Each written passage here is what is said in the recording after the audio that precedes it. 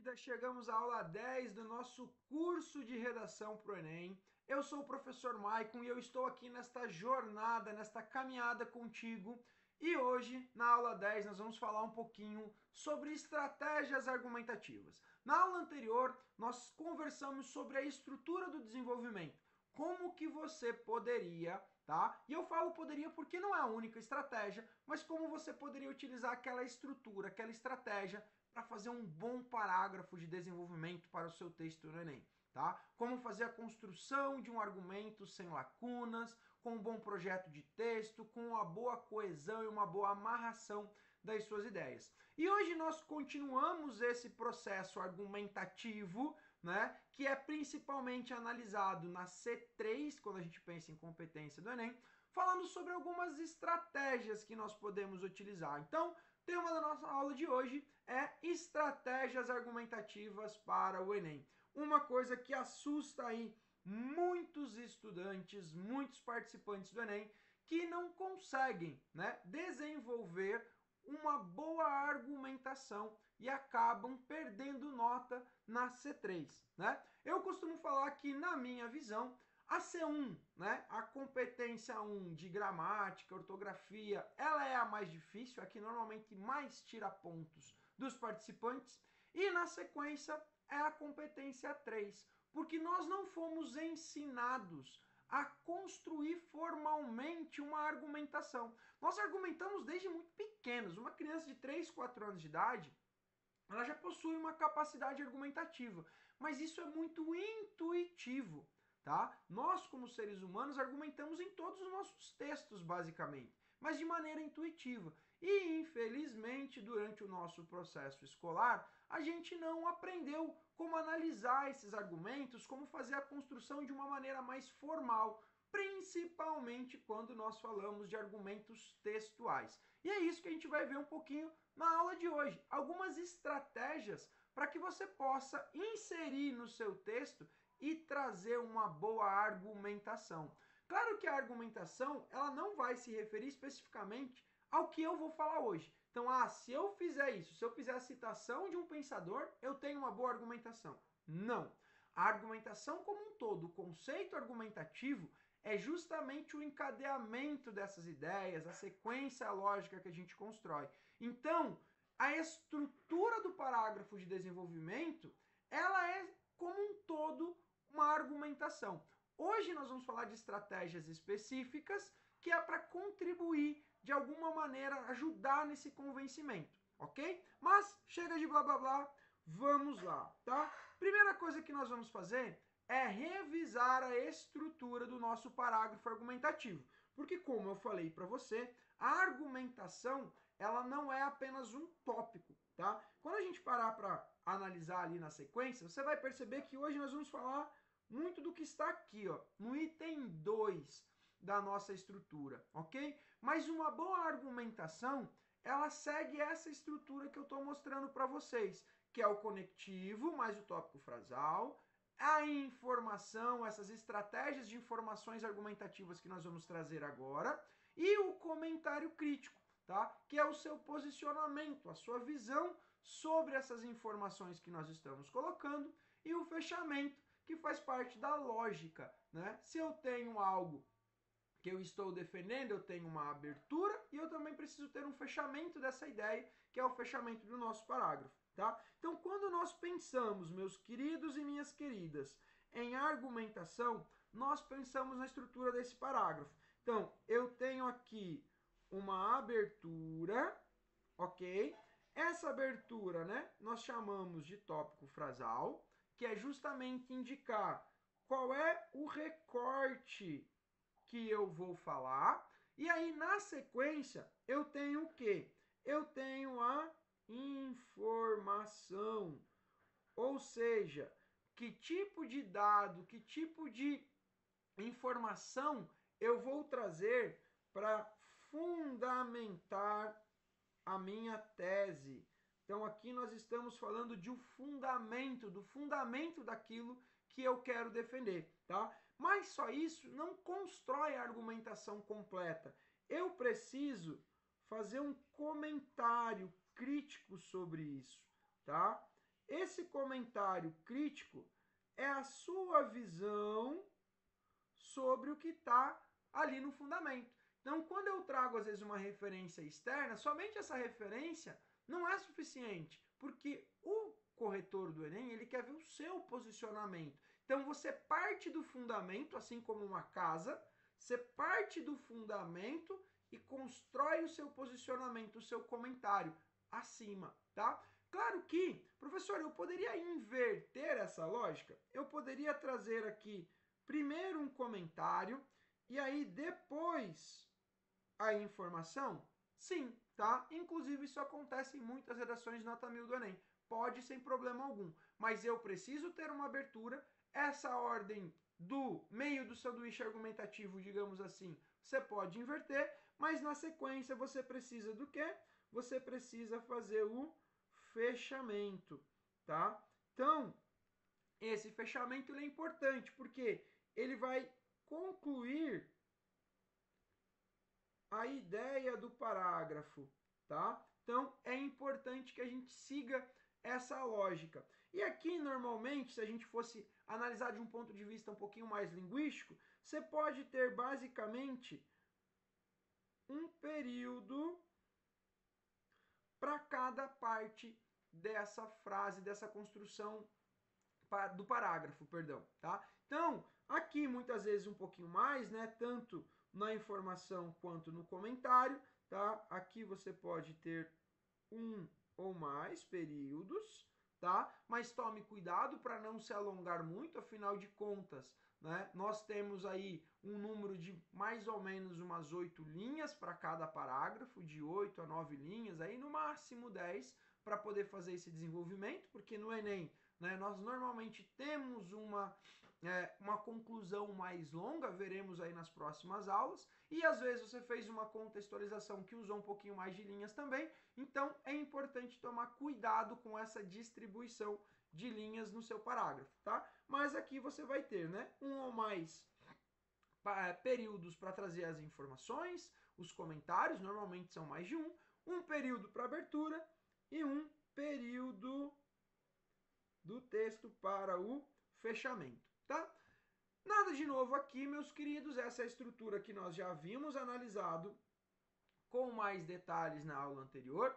E aí reforço, se você não assistiu a aula anterior, retorne, assista, porque todo o curso, todas as aulas, elas estão montadas dentro de um processo de construção em que uma aula constrói, ajuda o próximo pilar, né? Ela é um fundamento que vai se seguindo, um passo a passo de fato para você. Então, às vezes, o que eu estou falando nessa aula, você não vai compreender porque você não tem as aulas anteriores. E às vezes você vai tentar aplicar e vai dar errado, porque você não entendeu a estratégia como um todo. Você não entendeu qual é a função de uma determinada aula no todo do texto. Por isso, meus queridos, retornem, tá? Não tenham esse medo. Eu tenho certeza que você não está perdendo tempo se você assistir às aulas na sequência, como alguns comentários que inclusive estão aparecendo aqui nas aulas, né? Professor, cadê a aula tal? Né? Tô na expectativa porque tô assistindo todas as aulas. Isso me deixa muito feliz. Por quê? Porque é sinal de que vocês estão seguindo passo a passo e eu tenho certeza que ao final do curso vocês vão conseguir evoluir demais a redação de vocês, tá bom? Mas vamos lá, vamos falar um pouquinho então sobre as estratégias argumentativas, tá? Primeira estratégia que eu quero trazer para vocês é o argumento de autoridade. O que é esse argumento de autoridade, meus queridos? É quando eu quero fundamentar a minha tese, o meu ponto de vista, pela credibilidade de um especialista, uma pessoa da área, alguém que tem muito conhecimento sobre aquilo que eu estou falando, tá? Então, eu gosto sempre de usar, né, alguns exemplos que são interessantes para a gente refletir. Na época da pandemia, na época do Covid, né, muitas vezes as pessoas, dentro do debate sobre a vacina, por exemplo, traziam, eu não vou me vacinar porque essa vacina ela não tem uma comprovação científica, porque eu vi o cantor fulano de tal falando sobre isso. Meus queridos, qual é o grande conhecimento científico em termos de vacina que um cantor possui? Normalmente muito pouco, né? Porque ele é cantor, ele tem uma autoridade na área de cultura, de música, não na área médica. Então eu não posso utilizar uma fala dele para fundamentar uma argumentação sobre vacina. E por que eu estou falando isso? Porque quando a gente utiliza um argumento de autoridade, a gente está justamente utilizando a credibilidade do outro, né? É a mesma coisa que você estivesse dizendo, olha, eu não sou médico, eu não tenho conhecimento sobre vacina, no entanto, o pesquisador fulano de tal, do Instituto Butantan, do hospital tal, trouxe a informação de que a vacina está sendo desenvolvida e que os resultados são excelentes. Olha só a diferença. Não é eu, professor Maicon, que não sou da área médica, que está falando. Eu estou me fundamentando numa outra pessoa que é da área. Isso é utilizar o argumento de autoridade, tá? Então, quando você estiver na sua redação do Enem, você pode utilizar essa estratégia, né, que é a credibilidade de um especialista. Pode e deve, né? Muito comum, inclusive, tá? E quem que é essa autoridade, meus queridos? Quando a gente pensa em termos de Enem, tá? Nós estamos falando das áreas do conhecimento, normalmente filósofos, historiadores, geógrafos, sociólogos, intelectuais de forma geral, cientistas, né? Enfim, especialistas que contribuem para a sua discussão, para a discussão do seu tema. O ideal é que você utilize repertórios de autoridade, né, de pessoas que fazem parte daquele tema que você está discutindo. Então, estou discutindo uma parte de cultura. Ok, eu posso utilizar um músico, um ator, né, pesquisadores da área de cultura, professores. Ok, estou discutindo um tema ambiental. Opa, vou pensar, né, um repertório, uma autoridade que seja um ambientalista, uma pessoa que está conectada aos estudos do meio ambiente, cientistas dessa área. Então, é importante a gente fazer essa seleção. Por quê? Porque se eu vou utilizar a credibilidade do outro, eu preciso que esse outro tenha credibilidade na área que nós estamos debatendo, ok? Lembrando que na próxima aula, tá? Na aula que vem aí logo na sequência, eu vou te explicar todos os tipos de repertório do Enem. O que é válido, o que não é válido, o que você pode utilizar, o que você não pode. Então, já fica aí na expectativa, já deixa um comentário aqui se você está na expectativa de entender de uma vez por toda tudo sobre os repertórios do Enem, para você não ficar mais na dúvida se você pode usar A, se você pode usar B, se você pode citar fulano, se não pode, tá bom? Então, vamos lá, vamos seguir.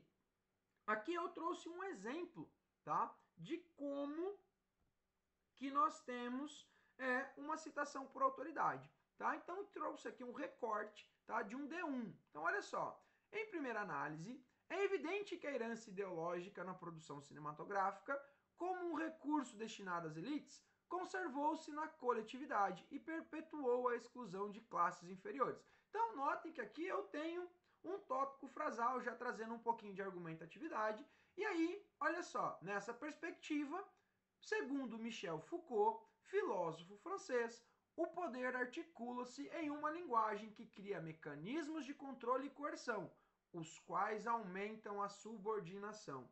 Meus queridos, aqui então eu estou utilizando para falar sobre a questão do poder, da cultura, uma fala de um filósofo. Posso fazer isso? Posso, claro que sim, né? Porque ele está trazendo uma ideia ali de poder, que é justamente o que o Foucault vai falar ali no Vigiar e Punir, né? Ele nem cita ali o livro, mas só de ler, eu, por exemplo, já consigo reconhecer qual é o livro que ele está utilizando para falar do Michel Foucault. Então, notem que ele está usando a autoridade de um filósofo extremamente reconhecido, que todo mundo conhece, né? Que vai contribuir para a argumentação que ele está defendendo. Não vamos falar sobre isso nesse momento, né, sobre a parte de contribuição ou não, não é o nosso objetivo, mas eu quero te mostrar um pouquinho essas estratégias. Então aqui é a estratégia de utilizar um filósofo, uma citação de autoridade para que eu possa fundamentar o meu argumento, tá? Aqui na sequência, obviamente, né? Na verdade, aqui ele traz um comentário anterior e fecha um pouquinho ali a parte da citação, tá? Não trouxe o final do parágrafo para que não ficasse muito longo. Próxima estratégia argumentativa que nós vamos analisar é o argumento por comprovação, por evidência. O que é esse tipo de argumento, tá? Ele apresenta aqui dados, estatísticas, notícias estudos, informações que contribuam para o meu ponto de vista. Então, ou seja, que contribuam para aquilo que eu estou defendendo. Galera, extremamente importante. Não adianta você citar algo, jogar no meio do texto que não tenha relação com aquilo que você está falando, tá? Vamos falar um pouquinho sobre isso na próxima aula também, mas já estou adiantando aqui para vocês, tá? Então, essa estratégia, ela é o quê? Eu utilizar um dado, uma informação, vou destacar aqui para vocês, tá? Uma informação, seja ela uma notícia, um dado estatístico ou estudos, tá? Para referenciar aquilo que eu quero dizer, aquilo que eu estou defendendo, ou seja, o meu ponto de vista, tá? Então, nesse caso, é importante, vou até destacar aqui de uma cor para chamar a sua atenção, citar a fonte da informação. Então, se você vai citar uma notícia, essa notícia do Estado de São Paulo, da Folha de São Paulo, do Globo, veio da onde essa notícia? Essa notícia tem que ter uma referência para que eu possa verificar se ela de fato é verdadeira. Tá? Então é importante colocar. Claro que você não precisa detalhar, né? Nossa, Folha de São Paulo, 16 de maio, às 10h12, teve uma notícia. Não, não é necessário isso. Mas é importante você referenciar que é a Folha de São Paulo, que é uma revista, ou que é uma informação de uma pesquisa, né? Então, às vezes, a gente utiliza algumas pesquisas e é importante você citar qual é a origem dessas pesquisas ou desse dado estatístico. Então, no Brasil, é muito comum nós utilizarmos o IBGE, né? Ou muitas vezes o IPEA também, tá? Ou algum outro instituto de pesquisa, Fundação Getúlio Vargas, enfim, há muitos institutos de pesquisa no Brasil, mas eles precisam ser referenciados, principalmente quando a gente trabalha com dados, tá? Claro que eu sei que às vezes é muito difícil a gente relembrar, né? Lembrar na hora o dado puro, tá? Mas aí entra nas nossas estratégias de citação, que veremos também em um outro momento. Mas assim, citou o dado, tem que citar a fonte. E meus queridos, um apelo, tá? Extremamente importante. Não inventem dados. Não achem que isso vai ajudar vocês, porque não vai. Porque se o corretor, né, acabar dando uma pesquisada e perceber que aquele dado está muito absurdo, ele vai desconsiderar, isso vai prejudicar a sua C3 muito, ok? Então, não invente dado, utilize da forma correta, já te mostrei como utilizar os textos motivadores, como que você pode fazer isso para construir uma boa argumentação, tá? Mas às vezes nessa ânsia de, né, trazer um repertório externo, você acaba inventando dado e acaba se dando mal. Lembrando que você precisa de apenas um repertório externo. Então, se isso você já conseguiu numa outra parte da sua redação e agora você está utilizando, por exemplo, um dado dos textos motivadores, não tem problema algum. Utiliza o dado, cita a fonte, né, vindo dos textos motivadores. Por quê? Porque você fazer isso corretamente vai garantir uma boa argumentação e você vai conseguir os 200 pontos na C2 porque o repertório externo já foi avaliado numa outra parte do seu texto. Perfeito? Vamos lá, vamos seguir, tá? Aqui então um exemplo, tá? Vamos lá. Outro sim, esse mercado monopolizado por grandes corporações tornou-se bastante caro. Os altos preços cobrados por ingresso não são uma realidade muito viável. Para diversos brasileiros com dificuldades financeiras, o lazer dificilmente é tratado como prioridade. Os pais, inclusive, o país, inclusive, conta com mais de 10 milhões de desempregados, a maior taxa dos últimos anos, segundo o IBGE. Então, note que aqui ele está trazendo um dado do IBGE falando sobre a dificuldade financeira das pessoas terem acesso, né, aqui no caso ao cinema, e ele traz ali o IBGE como fonte. Por quê? Porque na época o Brasil estava com 10 milhões de desempregados. Confesso que hoje eu não sei qual é esse número, tá? Mas é importante que se ele citou uma fonte, o Brasil tem 10 milhões de desempregados. Segundo quem? Vozes da minha cabeça. Não, não pode, né, galera? Então eu preciso citar ali a fonte de onde esse dado se originou. Perfeito? Vamos para a nossa próxima estratégia, que é o argumento por comparação, perdão, ou analogia. Vamos lá. Essa argumentação ela é feita com base na relação de semelhança ou diferença entre dados, tá? Então, por exemplo, você possui um fato e você quer comparar com outro para mostrar o seu ponto de vista, para reforçar ali o seu ponto de vista, tá? Vamos ver como que é isso na prática. Olha só. É lícito referenciar o filósofo grego Platão, que em sua obra República narrou o intitulado Mito da Caverna, no qual homens, acorrentados em uma caverna, viam somente sombras na parede, acreditando, portanto, que aquilo era a realidade das coisas. Dessa forma, é notório que, em situação análoga à metáfora abordada, os brasileiros, sem acesso aos conhecimentos acerca dos transtornos mentais, vivem na escuridão, isto é, ignorância, disseminando atitudes preconceituosas. Meu querido e minha querida, o que ele está fazendo aqui? Ele está utilizando a referência ao mito da caverna, a analogia do mito da caverna de Platão, para demonstrar como hoje os brasileiros continuam em uma caverna metafórica, né? Que é a falta do conhecimento sobre os transtornos mentais. Então essa é uma estratégia argumentativa bacana? Demais, demais. Você pode utilizar inclusive uma narrativa aqui, uma pequena história, se você conseguir contá-la sem gastar muitas linhas, né? E aí fazer essa analogia, essa comparação. Então eu digo, olha, lá no mito da caverna de Platão, os homens viviam dentro de uma caverna que eles só olhavam para as sombras, eles faltavam o conhecimento do mundo interior. Hoje, na atualidade, análogo ao que aconteceu, nós ainda temos um homem que vive nessa caverna, porque ele não tem conhecimento sobre as doenças mentais. E aqui eu posso fazer essa analogia entre outras coisas, né? O homem ainda não tem esse conhecimento sobre, vamos pensar aqui uma analogia de um outro tema. Então, a falta de conhecimento, a falta de informação sobre, vamos pensar aqui, agora me fugiu um exemplo, olha só. Só porque eu tinha pensado em uma coisa, me fugiu. Vamos lá, voltei. Então, por exemplo, você quer fazer uma analogia sobre a falta de conhecimento de um tema específico, sobre doenças raras. E aí você faz o quê? Faz essa analogia e diz, olha, ainda nós vivemos na caverna sobre a possibilidade do acesso a medicamentos a doenças raras, por exemplo.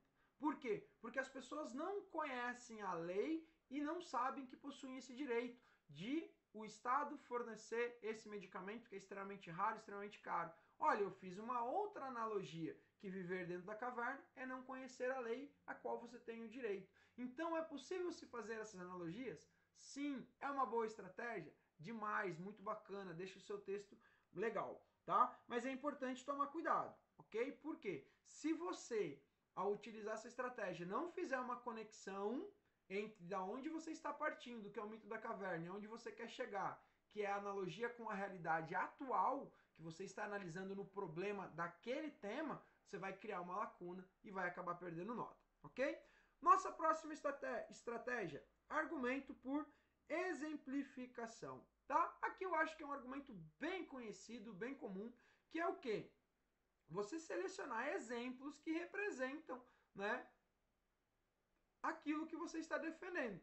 Então, você pode utilizar como estratégia argumentativa de exemplo livros, filmes, leis, fatos, né? Questões históricas, até mesmo um relato pessoal. Lembrando que o relato pessoal ele não vai fazer parte de um repertório válido, tá? Porque o Enem não considera um relato pessoal repertório válido, mas ele pode sim contribuir para a sua argumentação, ok? Mas uma história de um filme que você assistiu, de um livro que você leu, ele muitas vezes vai servir como exemplo para o que você pode, para aquilo que você está defendendo, né? Eu costumo brincar que essa estratégia argumentativa é muito utilizada pelos pais quando comparam os irmãos. Não, mas o seu irmão, ele fazia tal coisa. Do tipo, ele é um exemplo, faça igual, tentando te convencer de que você deve fazer da mesma maneira. Normalmente não funciona, porque deixa os filhos com mais raiva aí que eles não querem fazer, né? Mas é uma tentativa de mostrar que há um exemplo, tá? Ou quando nós percebemos que uma pessoa conseguiu algo e ela é um exemplo, ou seja, ela está argumentando, é possível você conseguir. Se eu consegui, se fulano conseguiu, você também consegue, né? Então quando a gente analisa aí as pessoas e as estratégias dos cursos por aí, né, mostrando, olha, eu tenho fulano, beltrano, que passaram no Enem, que conseguiram uma boa nota no Enem, passaram no vestibular das faculdades, passaram no ProUni, passaram no SISU. O que ele está tentando te mostrar? Ele está argumentando por meio do exemplo dessas pessoas que você também pode, que também é possível com que você consiga conquistar a sua vaga, ok? Essa é uma estratégia também muito utilizada. Vamos ver lá um exemplo. O cinema cumpre um importante papel de conscientizar as pessoas. O filme O Grande Ditador, de Charlie Chaplin, por exemplo, traz consciência a respeito do preconceito contra os judeus, pois retrata a Alemanha por volta de 1940, época em que era dominada por um regime nazista, o qual empregava o antissemitismo. Esse filme também apresenta um contexto que se assemelha ao cenário político atual do Brasil, já que retrata a opressão de um governo ditatorial, fenômeno cujo conhecimento é muito importante na contemporaneidade, uma vez que grupos que defendem o autoritarismo e outras medidas antidemocráticas têm surgido e ganhado espaço em todo o território nacional. Então, nota aqui, meu querido, que ele utilizou o filme lá do Charlie Chaplin, que fala sobre autoritarismo, né, que é uma questão política antidemocrática, traz para a realidade como um exemplo de que isso está também acontecendo na nossa realidade, com o surgimento de grupos de pessoas que são antidemocráticas, que estão lutando, né, contra a democracia. Então notem que eu estou usando um exemplo para fundamentar uma argumentação. Perfeito? Vamos seguir então, tá? Para nossa sequência aqui. Meus queridos e minhas queridas, dentre dessas estratégias, dentre elas, qual é a melhor estratégia para ser utilizada? Depende, né? A fala e a resposta que os alunos odeiam quando fazem uma pergunta. Tá, professor, mas então o que eu faço? Aí você fala, depende. Ou então, professor, posso fazer tal coisa? Depende. Vocês odeiam, né? Porque vocês querem uma resposta objetiva. Mas a verdade, meus queridos, é que de fato depende, tá? Por quê? Porque na construção de um texto, a intenção que você tem, né, ao construir esse texto, ao utilizar essas estratégias, ela é importante. Então ela determina, né, a estratégia determina, a sua intenção determina qual estratégia você vai utilizar, ok? Então você precisa conhecer várias estratégias e entender qual é a melhor para o seu texto. O que eu indico para vocês? Conheçam todas as estratégias, como vocês estão vendo agora. Tentem aplicá-las ao longo do treinamento de vocês, ao longo da prática dos textos, tá? E tentem variá-las. Por quê? Porque, meus queridos, se você domina muito bem uma estratégia por citação, por exemplo, vai que na hora você não consegue lembrar uma citação e você precisa de outra estratégia, mas você lembra de um filme para usar como exemplo. Você não lembra da citação. E aí você não sabe construir um bom parágrafo argumentativo usando a estratégia de exemplificação. E aí você vai ter um grande problema. Então, minha dica é, temos várias estratégias, né? Apresentei elas aqui para você.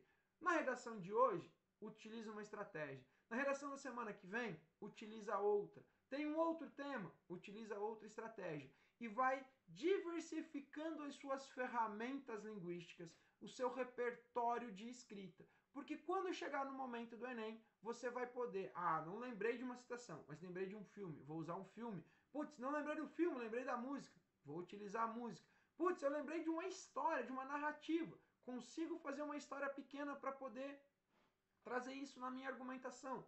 Você faz isso. Então é importante vocês dominarem esse vasto número de estratégias e saber como utilizá-los, sempre dentro da estrutura do desenvolvimento, que é ter o tópico frasal para fazer uma apresentação daquilo que você vai discutir, e aí você tem um encadeamento, a coesão das ideias também, né? Porque você faz uma abertura falando de X, depois você traz uma história que representa X, ou uma citação que também fala de X. Traz o seu comentário crítico analisando como esse repertório que você trouxe, como essa informação que você trouxe impacta na sociedade, como isso impacta na defesa do seu ponto de vista, e aí você faz um fechamento, demonstrando a conclusão óbvia de que aquilo que você está defendendo é a melhor alternativa. Afinal de contas, você quer convencer o leitor do seu ponto de vista, certo? Então, olha como tudo fica muito fechadinho, muito amarradinho e vai te dar, com certeza, a nota máxima na parte de argumentação, tá? Lembrando que C3 não é só argumento, é projeto de texto também. E nós vimos lá nas primeiras aulas como fazer um bom projeto de texto. Inclusive, uma boa argumentação depende de um bom projeto de texto. Por quê? Se no momento de fazer seu projeto de texto você não conseguir selecionar boas teses para serem desenvolvidas, você não vai conseguir fazer o seu desenvolvimento e você vai travar. Então, Você lá no momento do projeto de texto, pensa a sua tese e qual é o repertório, qual é a informação que você vai utilizar para fundamentar essa tese. E aí você já começa a ter uma ideia de como é que você vai construir o seu parágrafo de desenvolvimento. E aí, com tudo isso já meio amarradinho, escrever é a parte mais fácil, meus queridos. Eu costumo falar isso e os alunos dão risada. Falam, como assim, professor? Escrever é o mais difícil. Não, o difícil é pensar as informações. Depois que você tem essas informações pensadas e estruturadas da maneira correta, escrever significa apenas amarrar todas essas ideias com uma estratégia linguística, né? O que normalmente não é o grande problema de vocês, ok? Meus queridos, que veremos na nossa próxima aula então, tá? Os repertórios socioculturais do Enem. Então, fica aqui o meu convite para você assistir a próxima aula, que nós vamos entender quais são os repertórios válidos, o que é um repertório produtivo, o que é um repertório pertinente, se você pode usar uma coisa que aconteceu na sua vida na redação ou não, como que você pode fazer isso é válido, não é válido, enfim. Há muitas dúvidas sobre repertórios, né? E como os repertórios podem ser utilizados no Enem. Então isso a gente vai desmistificar, a gente vai aprofundar na próxima aula. E aqui, antes de encerrar, fica o meu convite para você me seguir aqui nas redes sociais, no Instagram, no X, o antigo Twitter, tá? No TikTok também aparecemos por lá, todas as redes sociais, porque a gente sempre está trazendo novas discussões, novas informações, sempre com base nos manuais, sempre com base no que a ciência linguística traz sobre a redação dissertativa argumentativa e sobre como fazer um bom texto. Aguardo você na próxima aula. Um grande beijo e, é claro, deixa aqui seu comentário se você está gostando da aula, se você está gostando do curso e quais as suas dúvidas. Aproveita esse espaço dos comentários para tirar dúvida e poder evoluir a sua redação. Um abraço, fui!